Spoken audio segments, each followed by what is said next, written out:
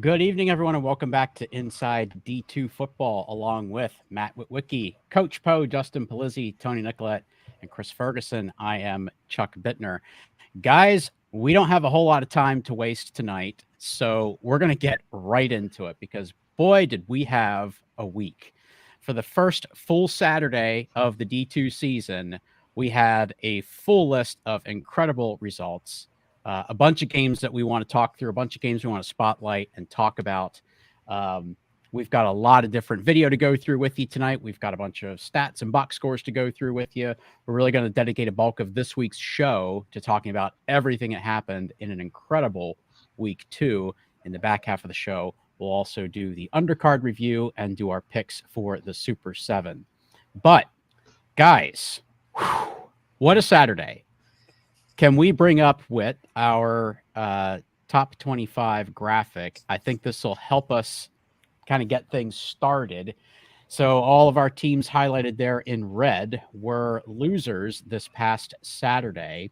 A lot of these teams losing to unranked opponents. Now, some of those teams may be ranked when our new top 25 comes out this coming week. Pueblo is actually the only team that lost to a Division II ranked opponent. They, of course, lost to number 4. Grand Valley. Augustana gets a little bit of a pass. They actually lost to the number 1 team in FCS. And actually, I thought acquitted themselves very nicely in that game as well. Yeah. We'll probably hear a little bit more about that from Witt. So as you can see, a lot of really exciting results to talk through. So with that said, Witt, let's just get right into this. Let's start with our first spotlight game. Where do you want to take us first? Yeah, let's go ahead and we'll start off with the Emporia State at Pitt State last night. We could start with any of these, to be really honest. Sure. So let's go ahead and pop in the video here, guys, and we're going to go ahead and take a little bit at the Hornets going ahead and visiting the Jungle here, and a contest that we thought that Pitt State would kind of handle, and they showed signs of this. But at the same time, the Emporia defense overall was just flat out better than I was expecting that they were going to be. And at the same time, we have Gunnar Gundy. If you haven't seen him yet, he's a lefty gunslinger right there. And he's hitting Tyler Common, who may be as good as any wide receiver in the country. And I know we've said that about a few guys, but he's definitely in that short mix. And, it's a back and forth contest. Emporia, gets up late, looks to hold on. There's Mr. Common again with another score. And all of a sudden, this is kind of on upset alert. I got my phone pinging, the whole deal. Pitt's trying to make a run here. Ball gets tipped, ends up being a pick right there. And all of a sudden, it's like, okay, can this really happen? And here's Gundy again, throws a nice ball to Common for a touchdown. And we got ourselves an upset here. So I did not see this coming. I really didn't. I thought that Pitt State would be too good up front, but I'm really impressed with the Emporia State defense in this game.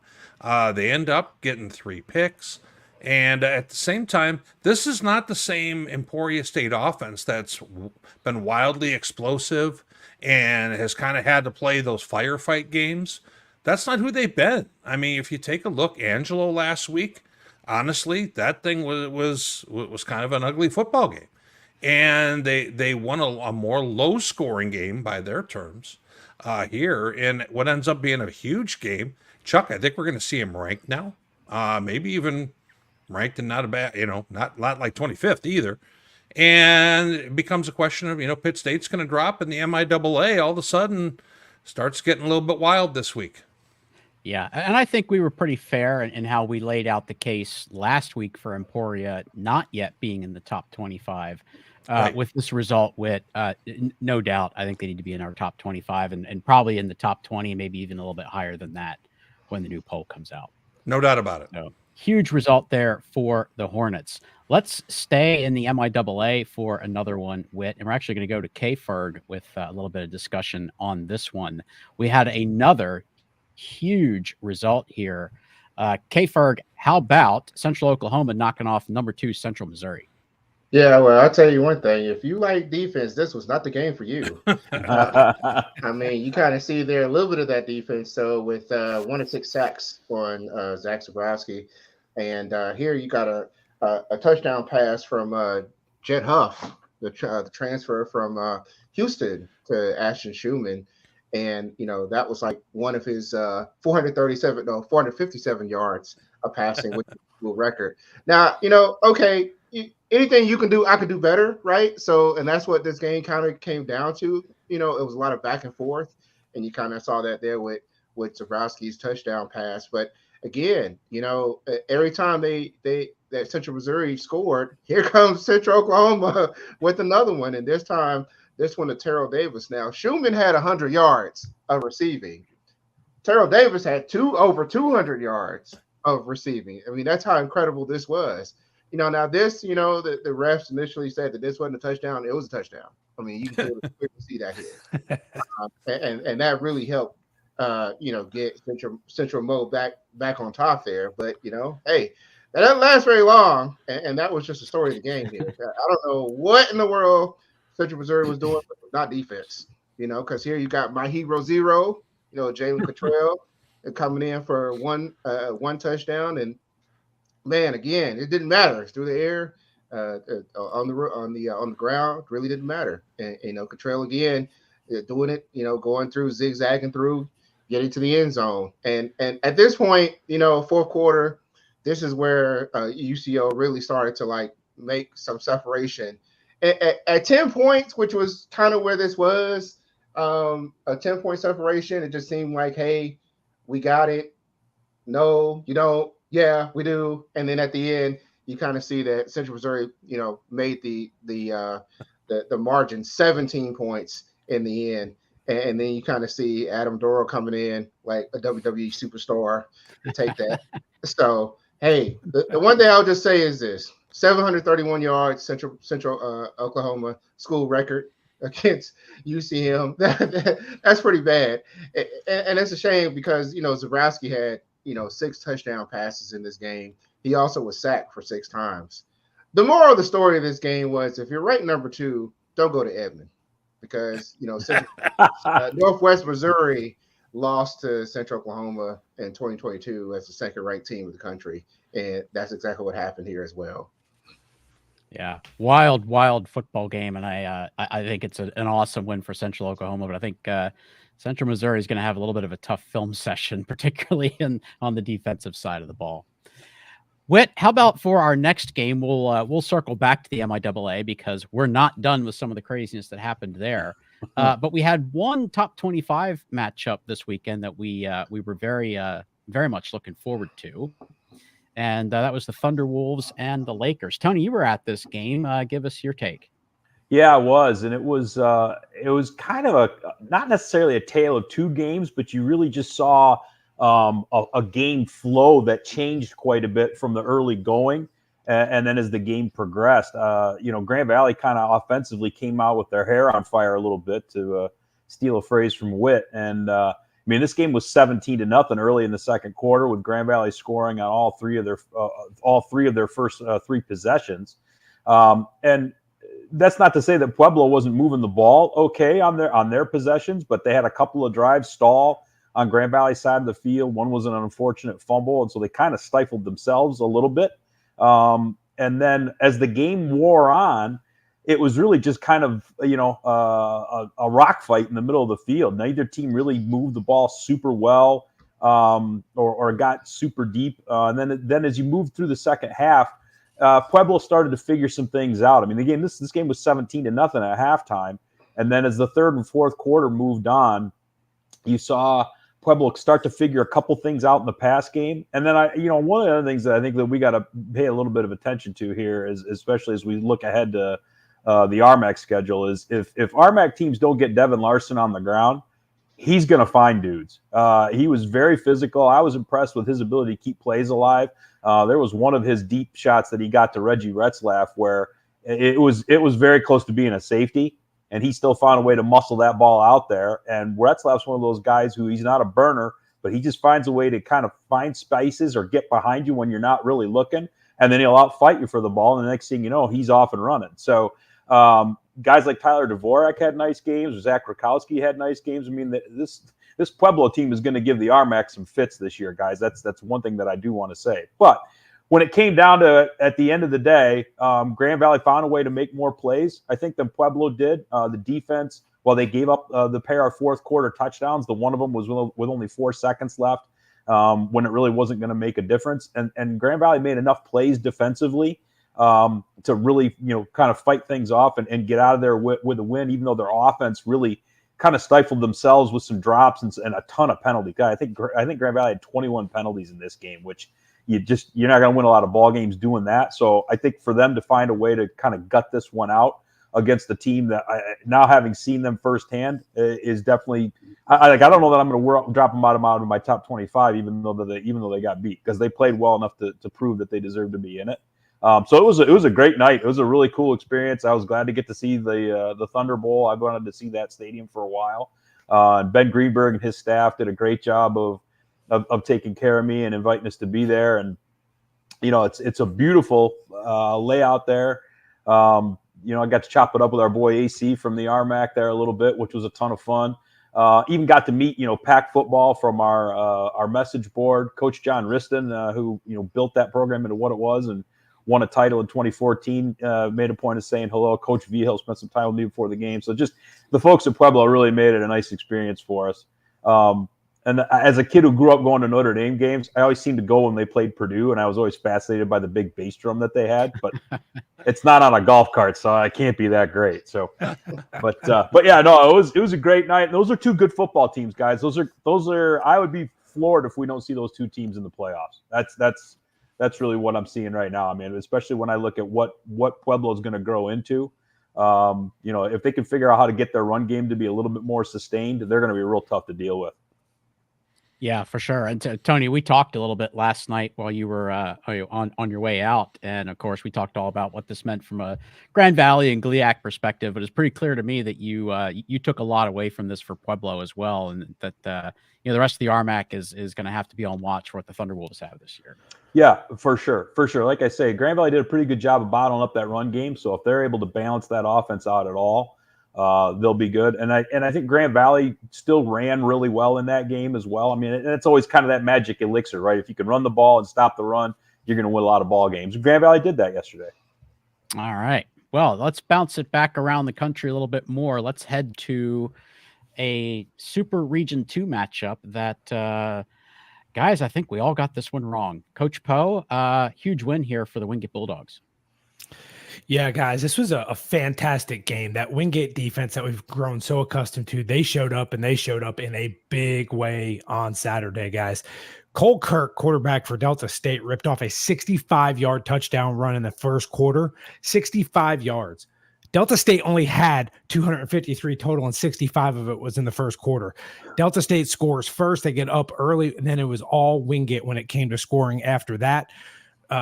Wingate was 3 of 4 in the red zone on the day. So really efficient offensively. Their defense came out and played really, really strong. Really didn't allow Delta State to get anything going offensively, guys. This was the first time this season that we've seen that Wingate defense really, really step up, kept Cole Kirk off rhythm, kept the offense off rhythm. And when you can do that, it's a long day, particularly on the road, as we know. Cole Kirk, 86 yards on the ground. Jalen Green had 3 catches for 69 yards. Flipping it over, Brooks Bentley, he was efficient for Wingate, guys. He was 16 for 28 for 183, had 1 touchdown. Yeah, he threw an interception, but the 1 touchdown's big. Looking at that defense, gosh, 5 sacks, 12.5 tackles for loss, 11 first downs allowed. It's unbelievable what they were able to do as a group. Just the tackles for loss on the day were really, really big. And if you look at Delta State, we all picked Delta State on the panel here when it came time to picking that game. To put it into perspective, Delta State scored 47 points in their season opener. They scored 55 last week. So to be held to 7 this week, I don't know that any of us would have had that one on our bingo card. So a really, really great game between two Super Region 2, just very competitive, very good teams that is exciting to watch in a non-conference slate. Yeah, and you know what? After the game, they got some video on Coach, and let's go ahead and check this out after the Wingate victory. Bring it up! Bring it up! Take a knee! Why not us? Hey, what a damn win we got!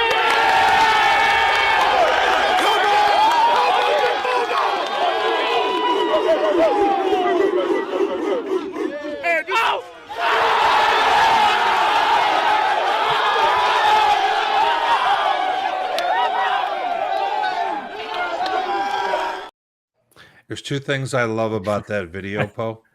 One of them is his energy, and you can tell how into him that football team is. But the other thing is that thing turned right before he realized he was getting the water.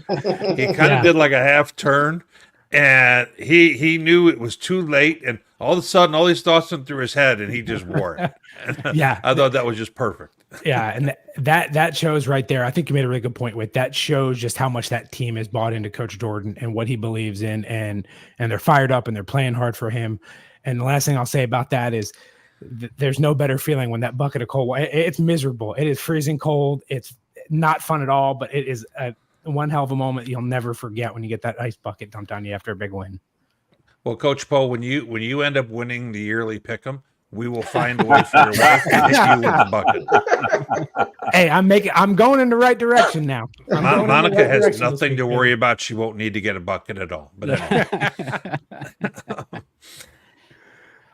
Well, Whit, you were busy yesterday doing a couple different things. You actually did a double header. So I actually was able to take in what was expected to be the NSIC game of the week, which once again featured Minnesota State. We've talked, for a couple weeks about this incredibly difficult start to the year for the Mavericks. Mavs Weekly, Chuck. Mavs Weekly. Pretty much. But look where they are now. They come out of this at 3-0. Another really impressive win for the Mavs this past week. This really was a battle in the first half. I will say I kind of felt that the Mavs were outplaying Wayne State even early on in the game. And really we're just dominating on offense and defense. We saw the big rush there from Sam Backer, and Whit, that's a name that I know you're going to be talking about a lot on NSIC Weekly. He had another great game, some huge explosive plays. And I felt like the Mavs were the better team, but Wayne State was finding ways to make themselves or keep themselves in this game. Unfortunately for Mavs, there was another big special teams gaffe that really set up the first points of the day for Wayne State. So still some things there that the Mavs have got to tighten up before they get later into the season. But once again, they overcame a couple of big mistakes and were able to get down and score the winning touchdown. That's it right there in the final minute of that game. And there was at one point, Whit, where I texted you, I believe it was probably late third quarter, early fourth quarter, because the Mavs had gone up by 2 scores. And I said, I think Mankato is finally kind of really asserting control here. They're up 2 scores. And a couple minutes later, I'm texting you to say, it's a tie game. Exactly. Wayne State actually had the perfect response when they fell behind 2 scores. They had their best drive of the day. I think it was about 12 plays, 75 yards. And then they got a turnover right after that, cashed in on it. We had a tie game. So, Wayne State was able to find some ways to stay in this, but it was kind of one of those games, guys, where the stats don't necessarily align with what the final score looks like. 586 to 281. That's a pretty big disparity in total offense. I didn't think it was going to be like that, Whit. The score is about what I thought it would be. I did not think that the Mavs would get 586 total. I'm not surprised that they were able to hold Wayne under 300, but I kind of was expecting this to be a more of a balanced look statistically.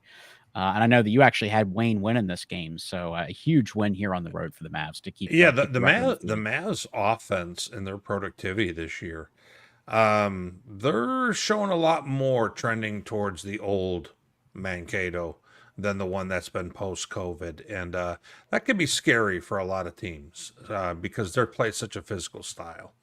But we also, Chuck, had another game, following that. Moorhead and Duluth. Tell us a little bit about that one.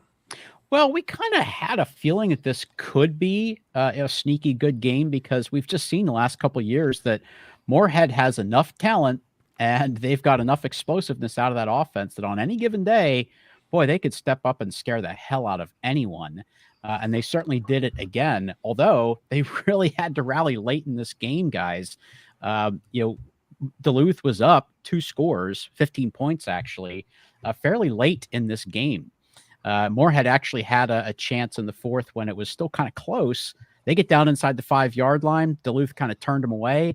And the Bulldogs go on a 98-yard scoring drive. I thought the game was over at that point. Right. When Duluth went 98 yards after kind of turning the Dragons away, I thought that's the ball game. Moorhead gets right down the field. They score.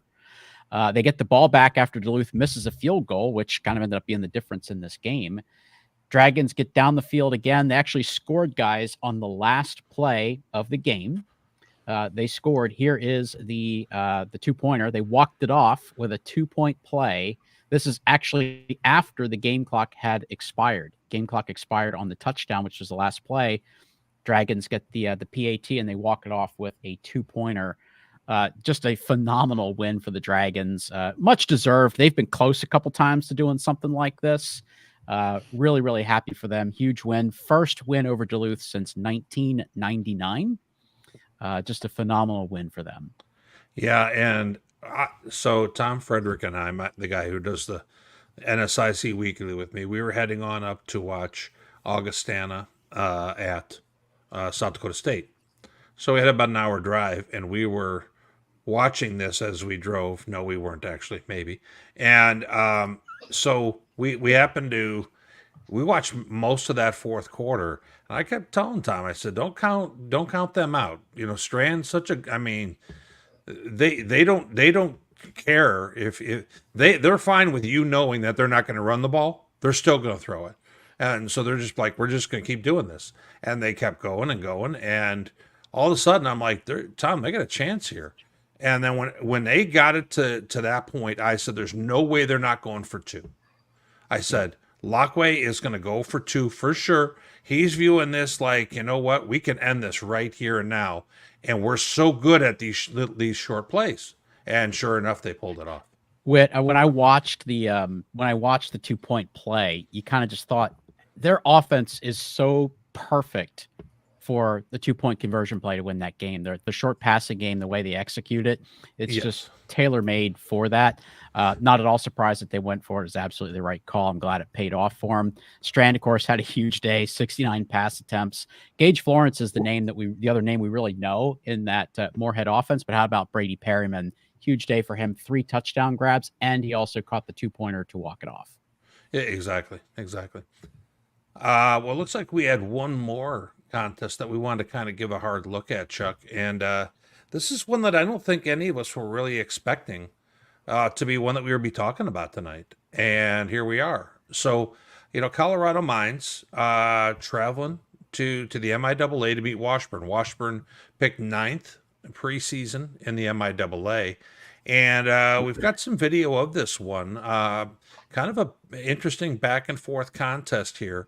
Washburn gets after it right away, able to go ahead and run past the defender here for a long score. And Washburn is kind of off and running a little bit and, back and forth. A day where Mines depended quite a bit on Landon Walker, and he's been really a strong player for them at running back. This kick return, nobody's home. I think I could have scored on that one. We're not going to really test that on out in reality, but I'm just saying it here. Then from here, they're going to the air a little bit. And if you're a Mines fan, you got to be real concerned about this one. And, you get a little further in, and there goes Landon Walker again. He can run away from some folks. And he had 4 tuds in this game, almost 150 yards rushing. Monster game, and he's really helped them not become quite so pass happy like they have been at times in some higher scoring contests in the past with Matoka. Now that said, Evan Foster was very effective in this game, and it gets down to this for a field goal to tie it, 44-yarder to tie it here at the gun here, guys. And it ends up just a little bit short, and you can see the far sideline celebrating, knowing, hey, we just escaped. So one thing that did happen late in the contest, Mines receiver Max McLeod got ejected for throwing a punch. I don't recall exactly what the ruling will be, but I want to say he may miss the first half of the next contest with something like that, but I'm not trying to adjudicate that, but something to mention because we talk about Max McLeod quite a bit on this show. He's one of the top skill players in Division II, but I think it brings into question a little bit, Chuck, of, we've kind of talked about how good is Mines versus Super Region 3.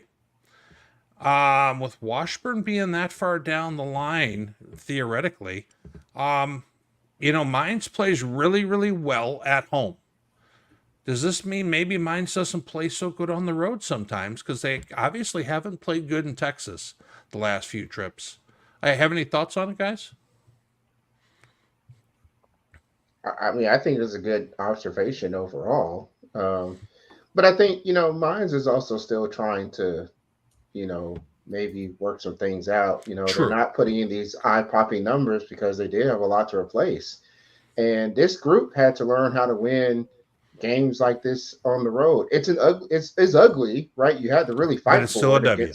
But it's still a W. So, I think that it's a good test early on, and maybe they overlooked Washburn a little bit. Yeah, and you know what, Chuck? We've shown video for all these other games, but we still had a pack of games that we want to talk about that we didn't have video for. Chuck, I'm going to let you kind of walk us through the rest of them. Oh, by the way, that Bearcat team again.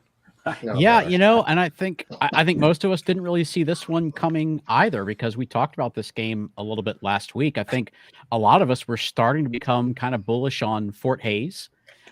So for the Bearcats to respond and get their first win of the year and knock off a ranked Fort Hays team, I don't know that this makes everything right for Northwest. They still have a lot of things to work on, but certainly a hard-earned victory. And guys, what does this do in the MIAA standings now?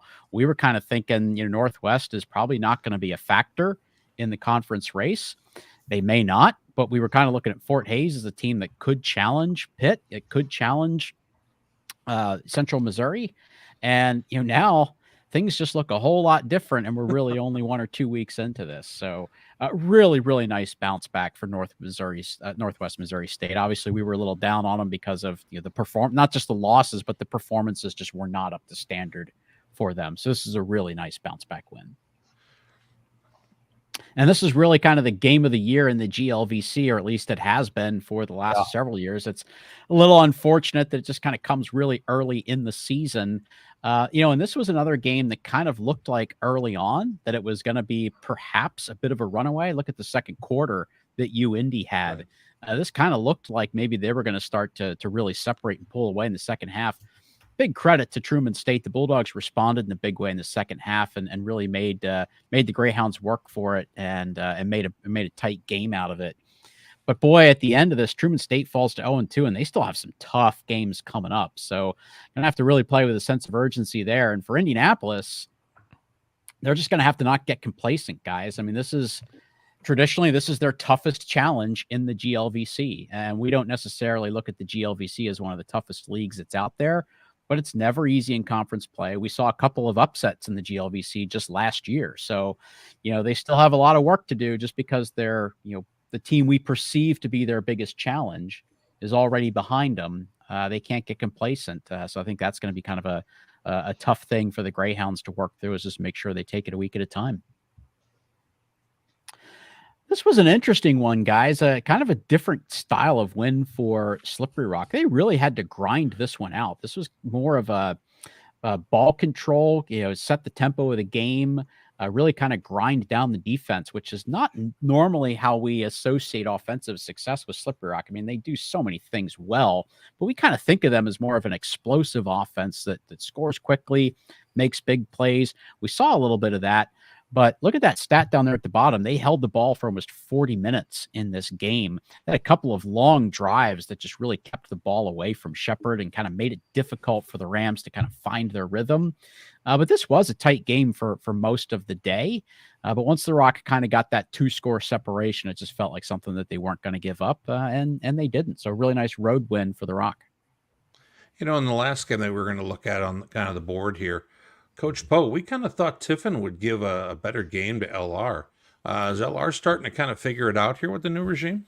I think they are, guys. I think they are. If you look at this, this was a game we thought was going to be back and forth, pretty tight. That second quarter for Lenoir-Rhyne really was the difference in this ballgame. They scored 21 points. And I think they really have hit their rhythm offensively. Jalen Ferguson, 16 for 27 for 148 and 3 touchdowns. If he can function, they will function. They will do very well in the sack.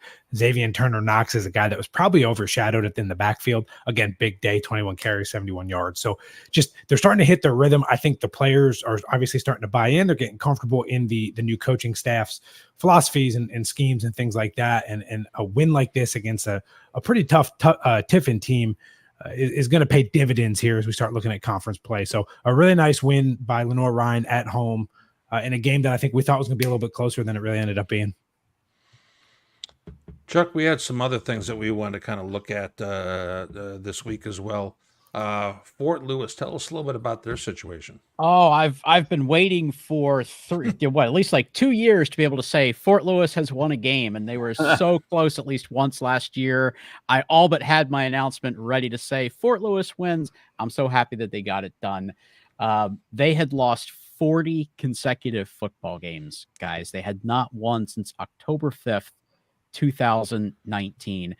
I have a little bit of a soft spot for a program going through that because way back in the day when I wrote the PSAC column during those years, Lock Haven set the all-time NCAA record for most consecutive losses.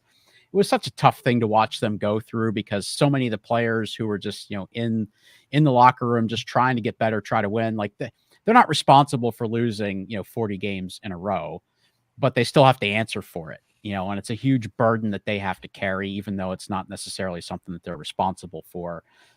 It's a really tough thing. So I'm so happy to see Fort Lewis get a chance to just move on from that. They don't have to talk about the losing streak anymore. They don't have to answer the questions. When are you going to win? When are you going to win? They got that done. Arizona Christian, not a juggernaut in the NAIA. Doesn't matter. It's a 4-year credible football program. NAIA teams are very respectable opponents for any D2, especially one that's down. So it's a good win for them. Congratulations to them. And I'm glad they can move on from that. That one was getting talked about even in the Pueblo press box last night. Well, they deserve it. Good for them. So yeah, the rest of the folks in the RMAC were pulling for them to get out of that hole too. As they should. Hey, Tony, how about this one? We talked about this on GLIAC Weekly. Neither one of us had the courage to say, I think Northwood's going to win the game, but we thought it could be a close one. I know you didn't probably get a chance to really take a look at it, watch it, or catch up on it, but what this game means for both of these teams. How about the Wood winning the Axe? Oh, hey, the Axe Bowl is as an old GLIAC guy, this was a game that was, you always say throw out the records in rivalry games, but it was 100% always the case. Like there are so many times in the years I was writing the column where whichever team was having the down year would find a way to win, and it would be so important to their season. They might only win 3 or 4 games, but this is the one that would really count. And I think there might have even been one time where it kept the other team out of the playoffs. So, it's when these two meet up, they're only separated geographically by about 20 miles. So it's always a big deal. And you're right, I didn't have time to watch it, but after having looked through the box score, I'm kind of glad I didn't because it was pretty ugly. Saginaw Valley only had 269 yards of offense, which doesn't look all that awesome until you see Northwood only had 169. So it's like, how the hell do you win a ball game with 169 yards of offense? Well, if you're Saginaw Valley, you have 3 missed field goals, and you turn it over on downs a couple of times, and you have a couple of giveaways, and you end up kind of stifling yourself a little bit. So yeah, neither one of these teams looked particularly good offensively in this one, and Northwood just kind of found a way to outlast them in the battle of wills. Yeah, we talked about this one too, didn't we, Chuck? We did. And K-Ferg, I think you wanted to maybe say a little bit about this. I know we all expected this to be a close game, and it certainly was. Yeah, it was a pretty close game. And, after what happened with Bowie State against Lenoir-Rhyne, I was just kind of wondering if they could really get going on offense against Davenport. And unfortunately, Davenport just had a little bit more in the end. And it really just came down to like the final 2-3 minutes of the game. Same thing as last year in this game, but Bowie State just couldn't get it into the end zone, and you kind of hate it for them because they're one of the only two teams in the CIAA that don't have a win at this point. Yeah, and Bowie State did a lot in this game. I mean, they moved the ball. I mean, neither team was really great offensively. Both teams were only right around 250 yards net. But I think the difference was Bowie State was only 1 of 4 in the red zone. I mean, that's kind of your story right there. Because I mean, they held the ball for almost 40 minutes in this game. I mean, Davenport almost never had it. So Bowie did what they wanted to offensively in terms of just kind of keeping it slow and doing what they wanted to that way. But they just didn't cash in on their drives when they got in tight. Same thing as last year. It was the same exact issue last year when they drove up and down the field. They got within the 20. And they just could not punch it in. Same issue as last year's game. Yep. Well, that was a busy segment to wrap up. Last week or the week that we just finished up. What an incredible slate of games we had on Saturday. So coming up, we're going to make some selections. We're going to make some picks for the week coming up. But before we do that, Whit, help me make some picks for my late night snack here after we wrap the show. I had a bit of an early dinner here. I might need a bit of a snack before I call it a night. Those wings are really calling my name. It's funny you mention this because I ate around noon. And normally I'll eat a little bit before showtime just for enjoyment. And then I'll have something just after the show. And that said, I'm going to load up my my DoorDash, and I can't just, me, I'm the kind of guy who's having a hard time landing on one entree. So we're going to have to find a way to get a small pizza and get some wings. And if I were to place my order here, maybe while we're doing picks, they'll probably arrive just in time for me. So I might be playing my hand out with that right now as we speak. Yeah, I'm getting a little hungry here. What do we need to start building an intermission into the show? So can you make it to the end of the show most weeks if you eat it would be a great segment if we had have food, if I had food delivered during the show. It will be actually, I like the idea because I'll bring the wine. Ferg always looking for a reason to bring wine in, always. I don't know that we need any justification to bring wine to the show, Kate. Yeah, I'm okay with that. Enough about food. I got to talk about football again. Yeah, please. Well, we had a phenomenal week this past week. Whit, I don't know that the schedule is as loaded this coming week, but we definitely still have some games of interest to look at. No, I think the games of interest are still, ones that are some eye-catching ones. When it comes to the Super 7, let's just say it might not end up being the best Super 7 we have all year. But we still have some pretty good games. Now, looking at this one here, I'll tell you, one of mine that really grabs my attention is UW La Crosse, 5th ranked in D3, playing at Grand Valley State. I always find interest when we have top teams at the different levels playing each other. I always kind of, that grabs me. Now, a game that I'm going to be talking about here in a few days on Northern Sun Weekly, Minot State 3-0, as we talked about it before, the other day. They just keep on getting W's. Well, now they're going to Blakesley and playing at Minnesota State. I don't know how well the option, they're running the triple option. I don't know how well it's going to work against the Maverick front, but it's an intriguing game nonetheless. Chuck, what are your thoughts? Or actually, I'm going to pivot this to Poe. Got Limestone playing Anderson, Anderson's first conference game. Yeah. What do we make of this one? Limestone is not what they were a year ago, but this is Anderson's first conference game. What are your thoughts? I think I think it's a very intriguing matchup for a lot of different reasons. I think obviously it's a first conference matchup for Anderson at home. They're going to want to win. Everything they have done, they've geared to win. They're built to win, and they're going to win now. So I think that being said, you've got Limestone coming into it 1-1, new coaching staff. Still some of the same guys, Knowler's still there and that type of deal, but they're trying to get on solid footing. But a bigger picture with this game, what's really intriguing to me is that they're only separated. They're right down the road from each other. And it's a huge in that Greenville, South Carolina area in a recruiting hotbed in the upstate. So it's a very intriguing matchup. I think it has a lot of repercussions, not just on the field, but in the recruiting landscape there in upstate South Carolina. And even down into Charlotte in North Carolina and stuff like that. So it's a very intriguing matchup on a lot of different levels. Anderson's going to have a great crowd. It's going to be a great environment. That's a very exciting game for a lot of different reasons for me. Fair enough. Chuck, any other games catch your eye or anybody else? Well, Truman State at Saginaw Valley State, I think, is interesting because that's just two teams that should come out playing with an extreme sense of urgency. Yep. Possibly even a little bit more for Truman being 0-2. I mean, it's still not a conference game, so, it doesn't affect conference standings, but, Truman State cannot afford to start their year 0-3. They've got to try to get a win on the board, but going to a Saginaw Valley State team that's going to be pretty unhappy with the way last week played out for them for reasons we just talked about. I think that's going to be two teams that they come into this with an extreme hunger. We probably should talk about that before we did the Bosses promo, guys. Both teams going to be really hungry in that one. Yeah, and Saginaw Valley, Chuck, I mean, that's a team, you talk to folks in the program, they really felt like they had a good chance to be, in the playoff hunt this year. And I'm pretty sure they still have to play Indianapolis. And, of course, they still have Ferris and Grand Valley. They still have to play Davenport. Michigan Tech is always a kind of a tussle for them. So, I mean, this is really almost, if that's going to be the case, this is a must win for them. Yep. I just want to talk a little bit about Winston-Salem State, Virginia State.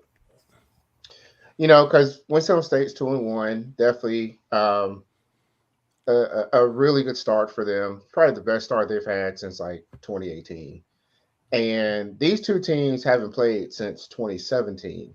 And I remember that game very fondly because Winston-Salem State was actually winning in that game. And I think it was a night game. And they were beating Virginia State so that there just happened to be a snafu and the lights went out. And when the lights came back on, all of a sudden Virginia State finally learned how to play football and win the game. So it's just like there's no love lost between these two schools, and it's at Virginia State again. So I'm really excited to see how these two shake out in this matchup. Before we get to the Super 7, I thought we had a typo here. I had to check all our work again because Poe, you won the week 2. To my recollection, the first time you've won a week.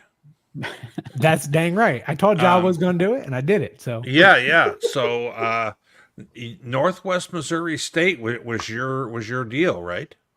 It sure was. I told y'all it was going to get me on the right track, and it sure did. Fair enough. And Tony and I kind of had a bad week. Tony, we got to talk about that 57% on the right side there. We got to have to pick it up a little bit. Yeah, well, quit putting Delta State games in here. I might start doing it. Yeah, they haven't done you a solid. But so as we're looking at all this here, we're going to keep track of this throughout the year, guys. We start in with the Central Missouri team we talked about earlier. Well, they got to go make a trip to Davenport, 2-0. Chuckster, does Central Missouri lose 2 straight here? I don't think so. I mean, obviously, we're looking at them a little bit differently, but I think that they'll pull this out. It's not going to be easy.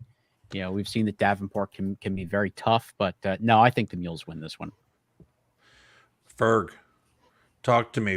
Ferg, didn't you pick Central Mo to win it all? I did.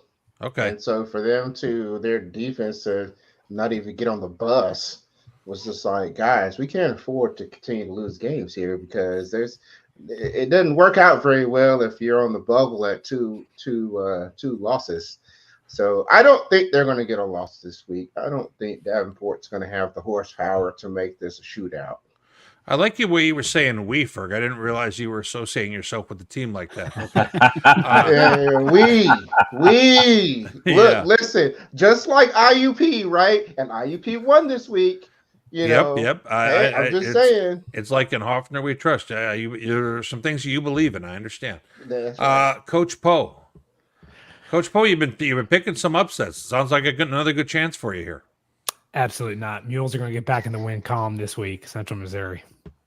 Okay, Tony. How do you see this one here? Oh, man. Guys, there's something about this game that stinks for me. I don't know what it is. And I don't want to let recency bias. Everybody's 100% correct. Davenport, from what they've shown thus far offensively, they don't have the firepower to keep up with Central Missouri in any real way. However, their defense is going to be akin to the type of physicality that Central Missouri sees in the MIAA.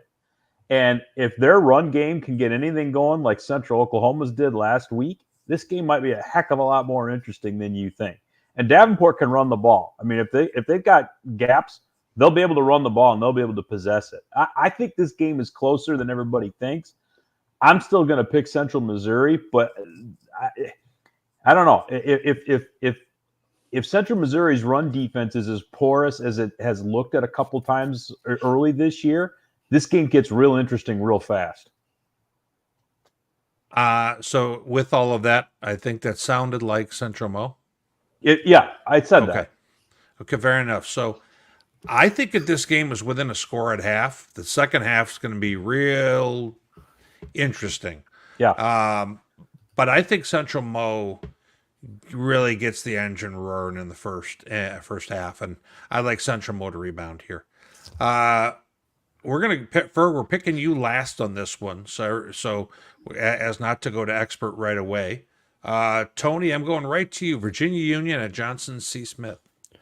Well, I give Johnson C. Smith credit for going out and getting 3 wins because I know they've been kind of on the come here a little bit and trying to get to where they're winning some more ball games.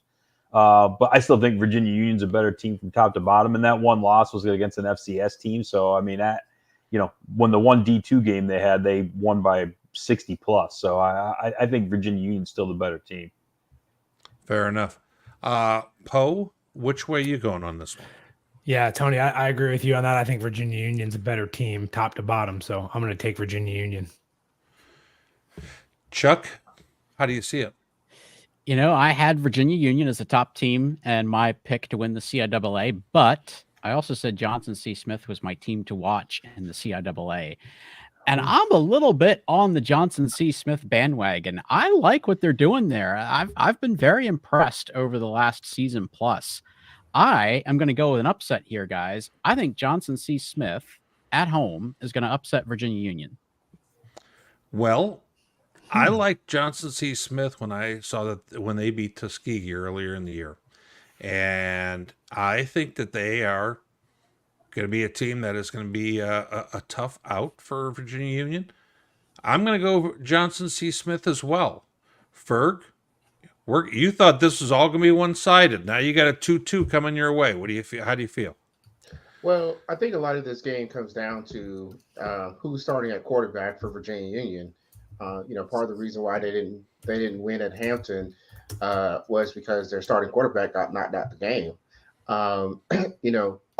All seems to indicate that RJ Rosales will be in this game, and so to me, I think that this will be the best team that Johnson C. Smith has seen. What JCSU has, I think VUU has more of. And I think that will make the difference in this game. So I'm going to go with Virginia Union. Fair enough. Next game, Northwood at Tiffin. Not sure before the season if we are going to have this one on the card. Northwood's playing their way on into this. Tony, how do you see it? I want to give Northwood credit for figuring out a way to win that game the other day, despite their offense being just absolutely abysmal. I made the joke that I was glad I didn't watch that. Guys, those two teams in that game were combined, I think, 5 of 31 on third down. I mean, it was atrocious. So when I look at that, I don't want to have the recency bias to say, well, okay, they moved the ball pretty well against Gannon in week 1. So what's Gannon? And I still don't know what this Tiffin team really is. I mean, they're still figuring things out. I guess the only thing I'll say is they're going to be top to bottom. They should be more athletic. They should have more playmakers. And the fact that, Coach Eckers came from Saginaw Valley, he's going to have at least some kind of idea. Oh, shoot, I'm thinking Saginaw Valley. See, I'm conflating the two. Okay, so never mind my logic there. That 5 for 31 thing's just driven in my head. It's like, ugh. Just a big do we need to come back to you for the pick? No. I'm going to pick Tiffin, but I think Northwood. Chuck's kind of nailed that one. That they're a team that's a little bit. Look, they're not what they used to be. They're not that triple option, just run it 40,000 times. They actually throw the ball a lot. They didn't do it very well last week, but they're a lot more balanced than they used to be. So I think they're going to continue to cause people problems. But I think Tiffin ran into a really good team last week. I think Tiffin will bounce back. I got Tiffin bounce back in myself. Chuck, how do you see this one? Yeah, you guys know I've been kind of bullish on Northwood. It's been fun to kind of pump them up a little bit and show some love to a team that's been down for a while. But no, I think the Dragons are just going to be the better team here for all the same reasons Tony just said. I think that they did compete at LR. There's some turnovers that kind of let the game get out of hand for them, but they competed at LR. Really curious to see. I haven't had a chance to watch Tiffin yet. I'm really curious to see their quarterback Alex Johnson. He actually spent last year with the University of Washington Huskies. So we know he's a really talented player. He's like 6'4", 6'5", definitely a Division I body. I'm curious to get a good look at him, but I think the Dragons win this one. And did we not get anybody on the Tiffin game? Yeah, I didn't go. I didn't pick one. Okay, I'm sorry. Coach Poe, what do you got there? Are you about to call me Ferg? You completely threw me off on that one. No. It's because we're the only two that have facial hair. That's what that is. But yours is a little bit, Anyway, there we go. I am darker too.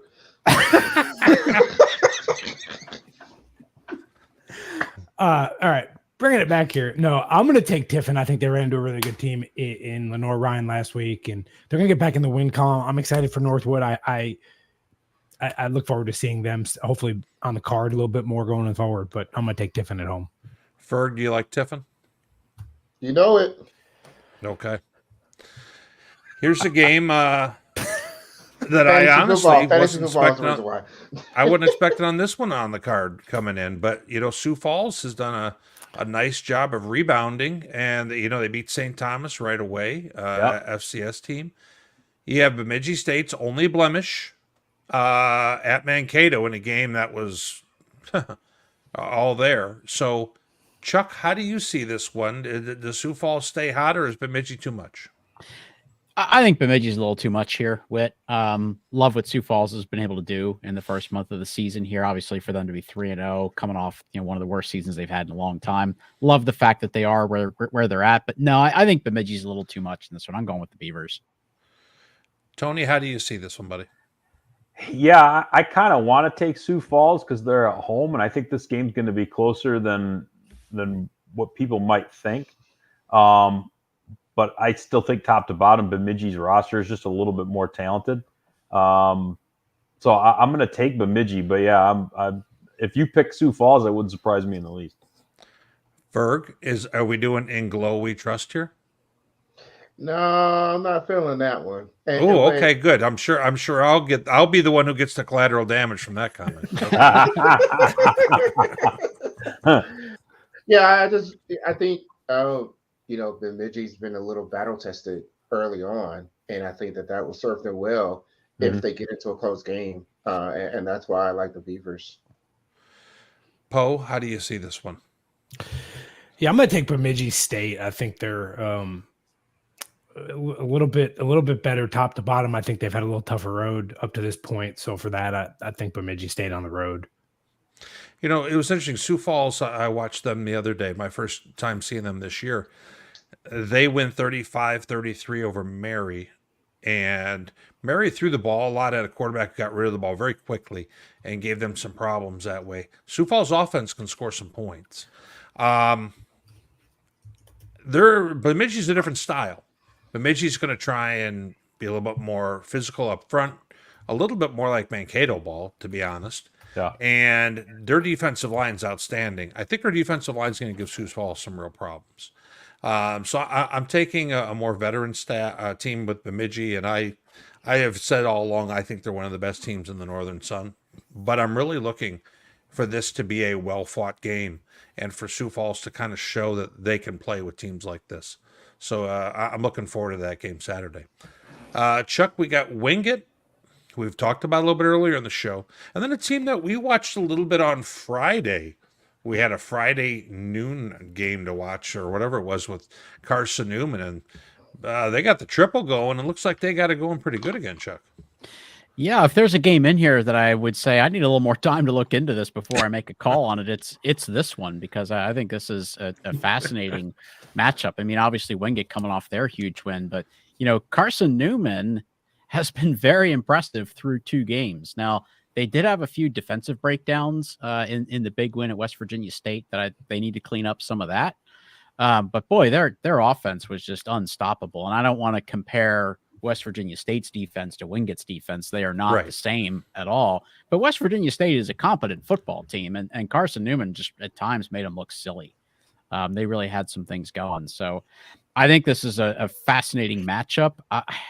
I'm going to lean with kind of the more known quantity here, and that's Wingate. But if the Eagles pull off a win here, it's not going to surprise me. Chuck, I so badly want to pull the trigger on Carson Newman, but watching how good Wingate was defensively against a great team like Delta has me backing off. I think Wingate's just got too good a personnel defensively. Coach Poe, I know that you know this league real well. Is Wingate too good defensively? Yeah, I think that Bulldog defense is really solid, and I think they showed that this week against a really, really, really good Delta State team, a very good Delta State offense. I think they're really good. I think they're solid. We know that defense is going to travel. We know that it doesn't matter whether you're home or away. They're going to be solid. They've shown that. And Carson Newman, kudos to them, right? They've gotten back into that triple option. It is back. It's year 1, and they already look like they've been doing it for 2 or 3 years, in my opinion. I mean, they're just smooth with it. It looks good. I think right now I'm still leaning towards Wingate. That may change later in the week as I can watch some more film and kind of look at it. But I'm gonna take Wingate in this game right now. But I think Carson Newman, Chuck, I think you said it. If they win this game, I would not be surprised. But I'm really excited for what's happening up in Mossy Creek, because with that option going, it's really, really exciting brand of football. And this is a matchup I think we're going to see years to come, this defense and the Carson Newman offense. So this is going to be very exciting. Tony, do you like Carson Newman running the triple? Or do you feel a little too strong with what you saw with Wingate there? Yeah, again, I always hate to have recency bias, but at the same time, if there's one of the teams that I know, I don't know the SAC the way some of the rest of you guys do, and if there's anything that's been thematic that I've heard throughout my time involved with the show and even watching it prior to being a member of the cast, was how Wingate always just plays really good defense, especially against the run. And I get that defending the triple option isn't defending the run in a simplest form, but it's still, you need to be able to be strong up front. You need to be assignment sound. And if you can be fast sideline to sideline, okay, then you're going to give teams that do that the problems. And it seems like Wingate always seems to be capable of doing those types of things with their defense. So I'm going to take Wingate in this one. Okay, Ferg. The triple is there for you to have. What do you got? And I'm going to take it. Oh, nice. I like it. Right. I'm going to take the upset here. That's, you know what, Ferg? I didn't have the guts to. I'm glad that you do, because we need to catch up to you. So let's go ahead. we got West Alabama and West Florida here. Now, guys, this game, you may be thinking, okay, we're probably going to take West Florida here. Don't forget, West Alabama beat them 10-6 last year. So that said, Chuck, are we going with West Alabama again? Yeah, I feel like we just haven't seen much of West Florida this year, and it's because we haven't. They've only played one game. Pretty impressive win for them against McKendree, but that's really been their only appearance this year. So I feel like there's still a lot we don't know about West Florida. That makes this game pretty tough to call, in my opinion. I'm really tempted to go with West Alabama. They're off to a good start. They're playing very sound fundamental football. We know that they're comfortable winning close games. We know that they're comfortable winning low scoring games. We know that they're comfortable winning ugly games when it comes to that. I'm actually going to take the Tigers in this game. I like it. Ferg, talk to me. Well, I would say that Chuck has a lot of great reasons. The one thing that concerns me about West Alabama is that they don't punch the ball in and make scores a lot higher than they certainly could be, and that could be a bit of an Achilles heel, and it could be a strength. But when you're kicking 4 field goals, that concerns me in terms of like that red zone offense. And we haven't seen a lot of West Florida yet, so it's kind of hard to tell. But I think for me, I'm going to still stick with the Argonauts to get revenge for last year. Guys, I don't think West Florida quite has the developed weapons offensively that they've had in years past. Certainly, they're going to have time to work on those. I think defensively, this West Florida team is better than the teams that they've had recently. I really have a feeling that this West Florida defense is going to be one of the better defenses in Division II. I'm going to take West Florida in a 17-10 kind of football game here, but I do have West Florida. Tony, how do you see it? You basically took everything right out of my mouth. I think their defense is going to be better than what we've been used to seeing, and that, certainly it travels well, but then it really plays well when you're at home. And, it's always that big jump between the first and the second game. Well, then you add an off week for the extra week of preparation for them to do that. I think this is probably a closer game early, and West Alabama might jump out early, but I think West Florida grinds one out in the end. Coach Poe, which way are you going on this one? Are you in Chuck's camp there with West Alabama? Well, I will say this, Chuck. I think you are 100% on point with everything you said. This is a game, when I was looking at this earlier, this game to me, I don't know, it's not a toss-up to me. I think West Alabama is going to win this football game. They've played 3 games.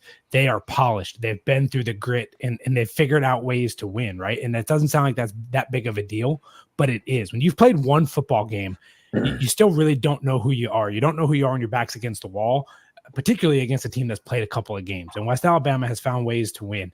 You made a point earlier, I think, Ferg, you had said they're kicking field goals in the red zone, but they're coming away with points, and that means something. That you figured that out. Maybe you're not punching it in, but you're coming away with points. And I think I'm just not sold on West Florida yet. I don't know what it is. I can't put my finger on it. I know who they are. I know what they do historically and what they've been, but there's just something that they have to, for whatever reason, they have to win to show me something this year. So I'm going to take West Alabama, guys. Fair enough. Well, boy, Coach talked with such conviction with me about that. I damn near made change my pick over there. He is the coach. The way he got going there, Chuck, I started taping my ankles up. But no, and then I didn't. But Ouachita Baptist, Southern Arkansas in our last game here. The GAC, they're playing football this year, guys. This conference has gotten off to a slow start. No week 0 games. Then from there, not a bunch of stuff on the slate right away. This game is going to grab a little bit of interest here. Chuck, Southern Arkansas's team who normally can score it a little bit. They're at home here. How do you like this?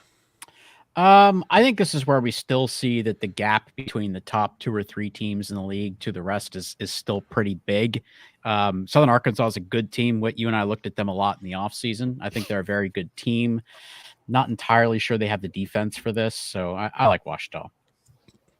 Ferg, I know there's probably some fantasy implication. With this, because you got some guys like running back from Ouachita, all this stuff. How do you see this one here, Ferg, for you? Well, I actually dropped him. The wide receiver, I dropped him off the team. And that doesn't, not necessarily an indicator of him per se. I think that's more of where Ouachita is in terms of they're spreading the ball a little bit more and not being as dependent on, a couple of offensive players beyond the quarterback.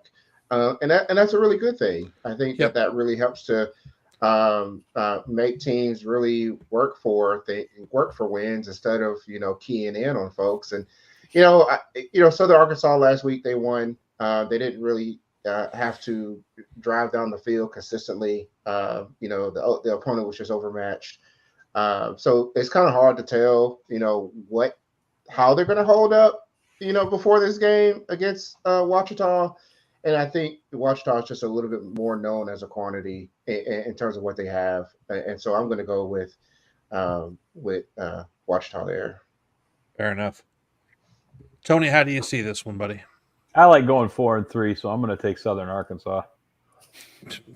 Just like that. I have a hunch. Ouachita's looked good the first couple of weeks, but that's against teams that want to combine one game last year.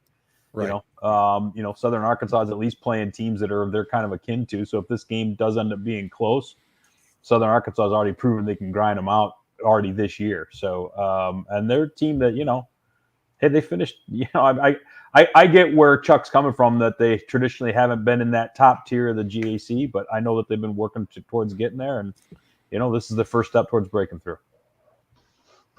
Coach Poe, do you like the Mule Riders at home in this one? No, I'm going to take Ouachita Baptist on the road. Fair the enough. Proven quantity. Yeah. You know what? The Mule Riders have had tougher games so far. I think that's going to serve them well here. Chuck, I am scared about the fact that they have not necessarily defended well against some of the better teams in the conference. I do think that they have enough firepower offensively to win a shootout, like a 38-31 game. So I'm taking Southern Arkansas here. This is my upset pulling the trigger pick right now. All right. Chuck, before we kind of get into anything further, we do need to go ahead and thank some folks for going ahead and helping us out with video. Anything from Flow Sports to the NSIC network, MIAA network, and then some other, TV outlets as well. We always want to go ahead and kind of appreciate once we get some of that video, guys. So that's what we're doing here. Chuck, why don't you go ahead and tell us a little bit about some of the other stuff that we have to consume with D2? Well, just another reminder, every week we've got, a whole bunch of columns, podcasts, and news articles that you can find on the homepage. We put this stuff out on the socials as well, but it really, really does help if you visit the website to consume these things. I know sometimes it's a lot easier to just go right to YouTube. That helps, but clicks to the website do mean a lot for us. So we try to drive as much traffic there as possible. So just please, if you could get into the habit of visiting daily, check out the latest podcast, check out the latest columns. If you want to go out to YouTube to watch the full screen once you're there, totally understand that, but hits to the website are very, very meaningful for us. So look for Top 25 on Monday, Players of the Week on Tuesday, and then you'll see columns of podcasts throughout the week. Fair enough.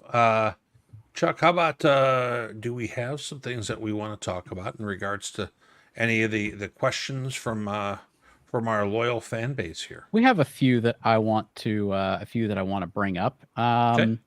Kind of go a little bit in reverse order here on some of these. I don't always know sometimes if it's like an actual question or if somebody's being facetious, but I'm just gonna take this as face value. Somebody's asking, who is Wingate?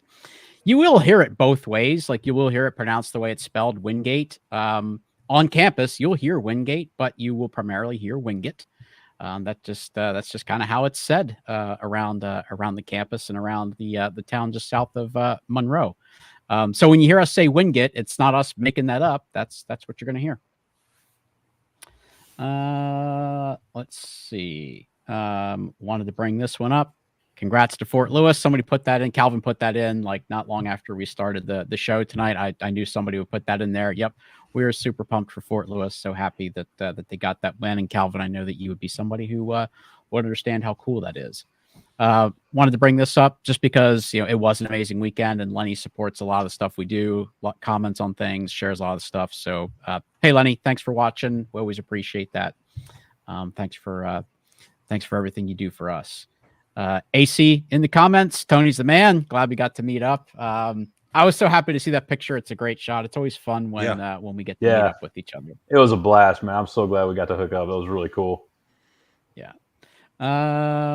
Another one for Fort Lewis. This is actually in relation to the Fort Lewis comments. Stonewalker and Coach Cox are winning more games this year. Yeah, I think they have a chance. They're close. You probably have to look at teams like Adams and Highlands. Beyond that, probably pretty unlikely. But man, with where they've been, if you could compete and maybe get like one conference win, that's progress. So we'll see if they can do it. Question for Tony: will we see you at Central Missouri and Davenport? As of this point, I'm planning on it. I actually sent their SID a request for a credential as soon as I saw that on the calendar. So like months ago. So yeah, I'm planning on it. All right. We kind of touched on this a little bit, and Poe, we could tag team this a little if you want. Is Carson Newman finally back? Well, obviously this week's going to tell us a lot, very much in the way we kind of were not sure about pulling the trigger on Emporia being a top 25 team. Well, they proved it to us. I think Carson Newman has an opportunity to do something similar this week by proving it to us with the win over Wingate. I don't know if they're back. Still saw a few things defensively that they need to work on, but man, that offense sure looked good. Yeah. They did. And like, I think what's so impressive is this is year one. I can't emphasize that enough. I mean, you're changing the scheme, you're changing the culture, and going back to this, it is extremely hard, and the timing takes a while to get there. So to see it moving as efficiently as it is offensively, it's impressive. So are they back? I think time will tell. This is a big step in that way. To me, you gotta win your way back up in there. But man, this is a heck of a game to get there with. But yeah, they're on the right track. I could tell you that. All right. Well, we'll bring in some more of the commentary here. James thinks Mines is Paper Tiger. Thinks they're going to be up in number 3, probably because of UCM and Pitt losing. No business being in the top 10. So I don't know. We'll see. They're probably going to move up a slot or 2, because of those losses in the top 5. Are they a Paper Tiger? I don't know. I guess we'll see. I think the fact that they lost in title games, kind of the way they have, is probably overshadowing a lot of the good work that they've done over time, like beating Mines, which is beating Grand Valley, which is a really small list. Having some of the games they've had with Angelo State, and things like that when Angelo State was really going. I think that's probably there was a further question, Chuck, about what quality teams would Mines beat in Super Region 3? Wichita Baptist, that's one. Mm-hmm. For sure. If we're gonna be real about it. Yeah. So I don't know if I'm not exactly sure what point was being made here. This is difficult. I just wanted to bring this up because this is difficult sometimes. Exactly. When you look at like an undefeated team in a conference that's maybe not as deep or not as good as some of the others. So, it's still early in the season to start comparing some of these teams. It's always difficult to do this early in the year, but sure, you look at Harding and they've done everything they could do this year so far, but they've beaten 2 teams that really don't move the needle in any conference. Right. But it is difficult. Just speaking generically, regardless of who the teams are, sometimes it is difficult to say, is this undefeated team better than a 1-loss team in a better conference just because they're undefeated? Well, I generally try not to look at it that way. I would just say that James W. better be glad Brandon's not here. Because I just feel like this is the type of question that Brandon would just go on a whole monologue right now. Yes. Well. So, yes, this is when that would be the point of the show, Ferg, where I'm over here, doing this and trying to get back. Because Brandon's running us down some rabbit holes. That's actually a good segue. We'll close on this because I know, a lot of people ask every week, and it's very meaningful just because we don't necessarily give an update every week or say a whole lot every week. It doesn't mean we don't see the questions. It doesn't mean that we don't see the expressions of concern and just people wanting to know how Brandon's doing. There just isn't always a lot to share. You can probably articulate even better, but sometimes there just isn't always a lot to share. It's it's such a long process that Brandon has to go through that week to week, we don't always have a lot that's new or a lot that's different to share with Yeah, you. with his stroke recovery, and the doctors aren't able to go ahead and give a definitive timetable on any of this kind of stuff. They're not sure how the brain's going to heal, if he's going to get the kind of movement back on the left side of his body like we want him to, and everything that goes along with that. It's one of those 2 steps forward, 1 step back type thing, and he's living that. And talking with Bob Eblin, one of the guys who is closest friends with Brandon, who's been our former national writer in the past. Bob had mentioned to me, you know what, in the coming weeks, we'll probably post an update on his GoFundMe page. A lot of you folks here, probably hear a whole lot more just because of the fact that we're pretty transparent about things and talk with you a lot about them. But there's not going to be much in the way of changes with him. It's just going to be a slow process, and wish him best, do the best you can to help support him. And that's all we're going to ask, guys. Yep, absolutely. And we do always see those little expressions when people ask, and it does mean something to us. So good show tonight, guys. We had a lot to get through. We actually did it pretty efficiently. Thanks to everybody who is watching. Thanks to everybody in the comments. Some really great insights from the crew tonight. Lots of thanks go out to all the outlets who were able to help us with video, pulling in some stats, some of the photos that we got. And of course, my thanks to you guys for bringing so much awesome intel and knowledge on all these games. So that's it for this episode. We will be back again in 1 week to keep the season going. And we will see all of you next Sunday night for Inside D2 Football.